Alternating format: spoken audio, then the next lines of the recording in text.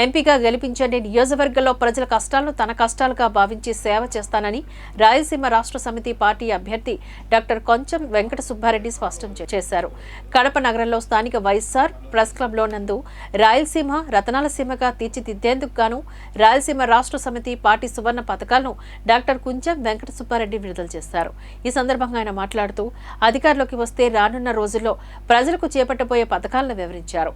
మహాలక్ష్మి పథకం ద్వారా ప్రతి సంవత్సరం రైతు భరోసా, గృహజ్యోతి, ఇంటి ఆసరా, యువతి యువకుల వికాసం, దివ్యాంగులకు చేయూత, మరెన్నో కార్యక్రమాలు చేపడతామని తెలిపారు. వైసీపీ ప్రభుత్వం వచ్చిన తర్వాత రాష్ట్ర ప్రజలకు, జిల్లా ప్రజలకు ఏం చేయలేదని అన్నారు.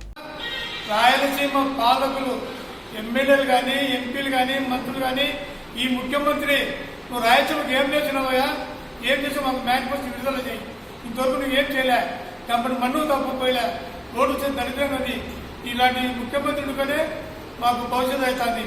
రాయలసీమకు వర్షాలు రాక పంటలు ఎండగాలిపోతున్నాయి, తాగేందుకు నీరు లేదు. నువ్వు రాయలసీమకు ఇవన్నీ మాట్లాడకుండా నువ్వు ఎందుకు చెప్పినా నరేంద్ర మోడీ ప్రధానమంత్రితో ఎన్నిసార్లు వచ్చినావు, ఎన్ని మార్లు పోయినావు. ఒక్కొక్కరు నీ నోటు నుండి మాకు ప్రత్యేక రాయలసీమ రాష్ట్ర కాకుండా అభివృద్ధినే కావాలని అడిగినావా? ఏం లేదు. కడపలో స్టీల్ ప్లాంట్ శంకుస్థాపన చేసినావు, మీకు 4 సార్లు ఏంది? స్టీల్ ప్లాంట్ అట్టుంది, మనోహరం ప్రాజెక్ట్ అట్టుంది, గాలినగిరి అట్టుంది, అందరినీవా సుజల స్రవంతి. ఈ ప్రాజెక్టులను పూర్తి కావాలంటే నేను రాయలసీమకు నన్ను పార్లమెంటుగా గెలిపించండి. నేను రాయలసీమ బంగారు సస్యశామలు చేస్తా. నేను ప్రతి మండలంలో ఒక బాక్స్ పెట్టా, పోస్టాఫీస్ మంత్రి. ఈ సమస్యలు ఏముంటే పరిచుంటాను. నన్ను ఎంపిక గెలిస్తే ప్రతి మండలం తిరుగుతా. అట్లాంటి వ్యక్తి నన్ను ఎన్నుకోండి. అందుబాటులో వ్యక్తిని అవినాశని ఎన్నుకోకండి. మనం చాలా ఇబ్బంది పడతాము, అభివృద్ధి జరగదు.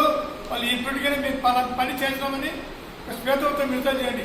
వాళ్ళు ఎట్టి పరిస్థితుల్లో రాయచూడ సమితి, బీజేపీ, వైసీపీ తొందరదే.